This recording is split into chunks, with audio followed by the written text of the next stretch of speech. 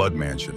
Mr. Thane's family, including his wife, Mrs. Dew, and their two daughters, Bao Cho and Bao Ngọc, moved into an old mansion in the suburbs after a major life upheaval. Cho, the eldest daughter, had just survived a horrific accident that took the life of her lover, Nun, right before her eyes. Though she survived, the trauma left her depressed, withdrawn, and ghostly silent.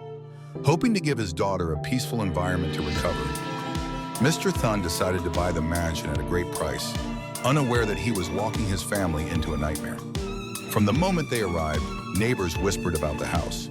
Some seemed uneasy, while others simply shook their heads in pity. An old, seemingly deranged woman frequently wandered around the mansion, mumbling cryptic warnings.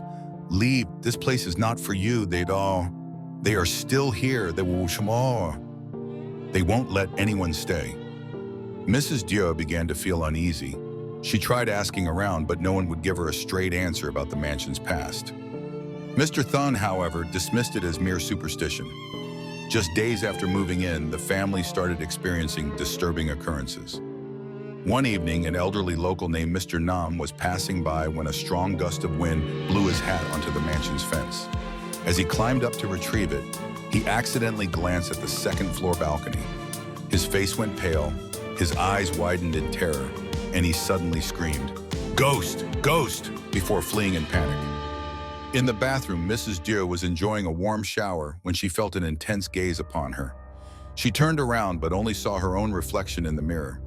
However, as she looked closer, another face appeared, pale with bloodshot eyes and disheveled hair, obscuring half its face, staring directly at her. At that moment, the water at her feet turned deep red, like blood. She screamed and bolted out of the bathroom in horror. Another night, Bao Ngọc was watching television when she caught sight of something outside the window, a white-clad figure with long, tangled hair pressing its face against the glass. A flash of lightning illuminated the scene, revealing a ghastly, ghostly face. She screamed, causing her parents to rush in. But when Mr. Thun threw open the window, there was nothing, just darkness and the wind howling through the rain. The most terrifying incident involved Cho. One midnight, Ngọc woke up and saw her sister standing at the foot of the bed, staring blankly at the door as if entranced. Suddenly, the bedroom door creaked open on its own. A floating white figure emerged, bathed in the dim glow of the nightlight. Cho, in a trance, silently followed it. Ngọc froze in terror as she realized her sister was heading toward the balcony. She tried to scream, but fear paralyzed her. Cho climbed onto the railing, eyes lost in a distant void. In her mind, she didn't see darkness, she saw none. Smiling and reaching out for her. "Hun, take me with you," she whispered. Just as she was about to step off the edge, Mr. Thun lunged forward, grabbing her just in time. Mrs. Dew ran over, humming as she held her daughter.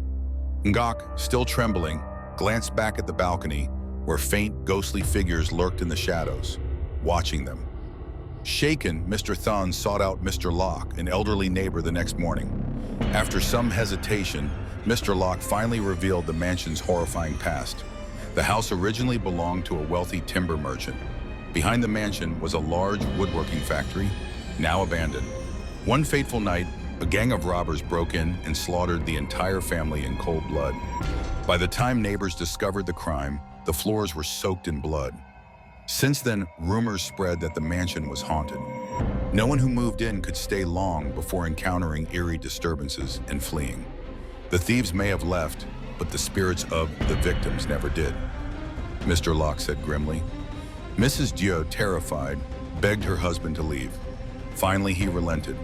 That afternoon, the family hastily packed their belongings and left as the sun dipped below the horizon. As their car pulled away, the deranged old woman reappeared, muttering her chilling words. "Yes, go. Leave before they get angry. This is their home. They do not allow anyone to stay." Curious, Bao Ngọc turned for one last glance at the mansion. What she saw made her blood run cold. On the second-floor balcony, barely visible in the fading light, stood a ghostly figure watching them. It wasn't an illusion. As they disappeared into the distance, the wind carried echoes of distant, tortured screams.